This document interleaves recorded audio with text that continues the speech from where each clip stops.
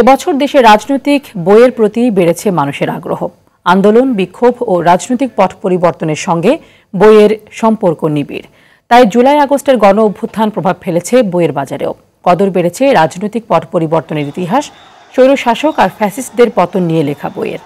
বিশেষ করে গেল ১৫ বছরের দেশে চলা গুম, খুন, দুর্নীতি আর অনিয়মের নানা চিত্র তুলে ধরা বইয়ের প্রতি পাঠকরা ঝুঁকছেন বেশি। ছাত্র জনতার গণ অভ্যুত্থান সারা বিশ্বকেই নাড়িয়ে দেয়। আন্তর্জাতিক বাজারেও বইয়ের কারতি আছে।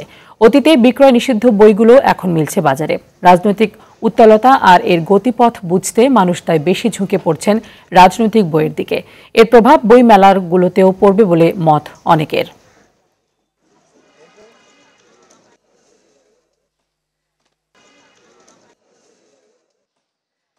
গাড়িটা আমার প্রেজেন্ট, আমার ফিউচার, আমার হ্যাপি লাইফ।